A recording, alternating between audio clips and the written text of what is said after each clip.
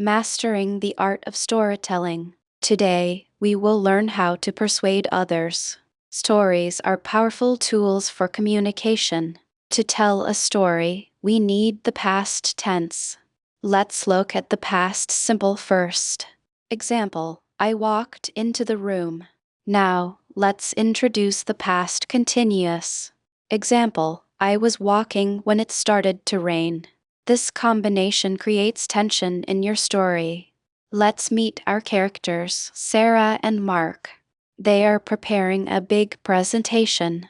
Mark, we need a better way to engage them. I agree. Let's use a personal story. What happened during your first project?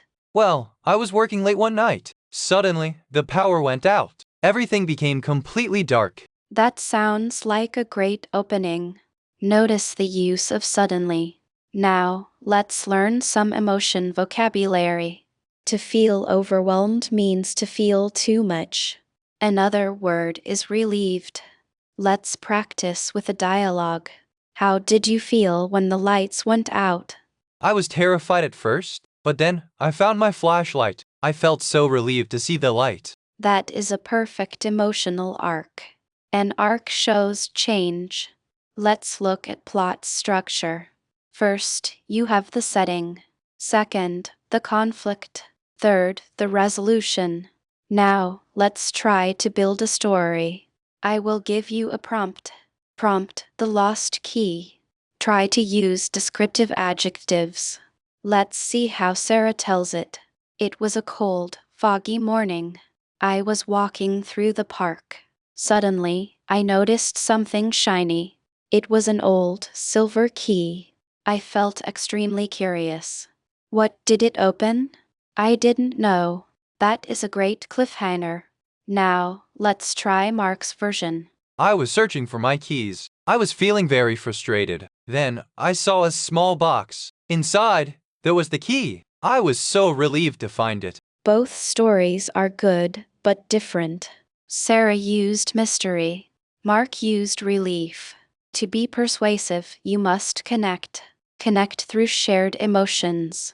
Let's review the grammar. Use past simple for main events. Use past continuous for background. And use adjectives for color. Now, it's your turn. Try to tell a short story. Use the prompt, the unexpected phone call. Think about the setting and emotions. Remember, sentence of the day. Stories connect people. Practice makes perfect. See you in the next lesson. Let's dive into the past continuous tense.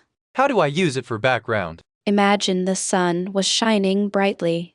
So, it sets the scene first. Exactly. Now, add a sudden event. While I was walking, I tripped. Can I use when instead? Yes, when the phone rang works. Let's try a storytelling exercise. I will give you a setting. You were sitting in a cafe. The birds were singing outside. Great. What happened next? Suddenly, a stranger entered. Perfect use of the tenses. He was wearing a long coat. Use adjectives to add emotion. He looked very suspicious. Now, describe your feelings. I was feeling quite nervous. Why were you nervous? Because he approached my table. That is a great hook. Can we try a different setting? Sure, how about a stormy night? The rain was hitting the window. And what was the character doing? I was reading a thick book. Then, the lights went out. I felt a sudden chill. Was there a sound too? A door creaked open slowly. You are becoming a storyteller. It is harder than it looks. That is why we practice. Can we review the vocabulary? Let's look at suspicious. And what about creaked? It is a great sound verb. I want to use more. Try using suddenly often. Is unexpectedly better? It sounds more formal. I will use suddenly mostly. That is a smart choice. Can we do a final summary? Let's recap the main points. I feel much more confident. You did a wonderful job today. Before we finish, let's practice the past continuous. How do I combine it with the past simple? Imagine you were walking when it started raining. So, I was eating dinner when the lights went out. That is a perfect example of a narrative shift. Can I use this to describe my last vacation? Try telling me what happened at the beach. The waves were crashing when I found the shell. Now, let's try a more dramatic scenario. I was waiting for the bus in the dark. What happened next to create a plot twist? A stranger approached me and whispered a secret. That is a great way to use descriptive verbs. I will try to use more specific words. Upp sätts helt laut vor, den storytelling zu verbessern. Now, let's move on to conditional sentences. Do I need to use will in the first conditional? Yes, you use will for the result. Can we practice this with a travel scenario? Sure. Imagine you are at a train station. If the train is late, I will miss my connection. That is a perfect use of the first conditional. What if I want to ask about a refund? You could say, if I cancel, will I get a refund? If I miss the flight, will the airline pay? That depends on the airline's policy. I will check the terms and conditions first. Now, let's try the second conditional. Exactly. It is for dreaming about the future. That sounds like a wonderful lifestyle. Let's build a sentence using if and would. If I won the lottery, I would travel everywhere. That is a perfect example of a dream. Now, let's apply this to a real travel problem. Imagine you are checking into a hotel. I would like to book a room for tonight. Of course. Do you prefer a single or double room? A double room with a view would be great. We have one available. How long will you stay? I will stay for 3 nights, please. That will be €200 per night. Does the price include breakfast? Yes, breakfast is served from 7 to 10.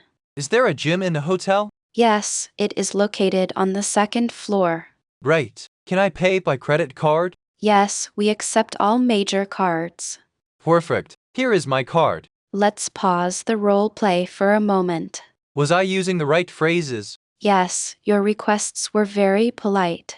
Now, let's imagine a problem occurs. Excuse me, there is a problem with my room. I am sorry to hear that. What is wrong? The air conditioning is not working. I will send someone to fix it immediately. How long will it take to fix? It should take about 20 minutes. If it takes longer, can I change rooms? Yes, if we cannot fix it, we will move you. Thank you for your help. You are very welcome. Let's try a different setting now. You are arriving at a busy restaurant. Do you have a table for 2? Yes, please follow me this way. Could we sit near the window? Certainly. Here is the menu. What do you recommend for today? The grilled salmon is very fresh today. That sounds delicious. I will take the salmon. Would you like any side dishes with that? Yes, please bring some roasted vegetables. And what would you like to drink? I would like a glass of sparkling water. Do you want lemon or lime in it?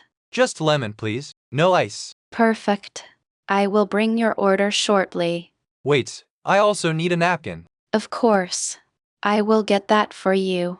Is the service charge included in the bill? Yes, the tip is already included. Can I pay by credit card? Could I have the receipt, please? Here you go. Have a nice evening. Thank you. You too. Now, I need to find a taxi. There is a taxi stand nearby. Is it far from here? No, it is just a 5-minute walk. Should I walk or take a bus? Walking is faster in this traffic. I will walk then. Where is the station? Go straight and turn left at the corner. Is there a pharmacy on that street? Yes, there is one next to the bank. I need to buy some aspirin. The pharmacy is open until 8. That is good. I have enough time. Do you need help finding it? No, thanks. I can find it myself. Wait, you forgot your umbrella on the table. Oh, thank you for noticing that. It might rain later this afternoon. I should probably check the weather forecast. That is a very wise decision. By the way, where's the nearest cafe? There is a small one just around the corner. Do they serve hot chocolate there? Yes, they have many delicious drinks. I would like to go there now. Would you like me to accompany you? That would be lovely, thank you. Let's focus on using the conditional mood for polite requests. Could you explain how to use would in a sentence? Certainly, you would use it to express a hypothetical situation. So, I would go to the cafe if I were hungry. Exactly. Now, let's try a polite request for a service. Would you mind showing me the menu again? I would be happy to help you with that. Could we practice ordering food in a restaurant?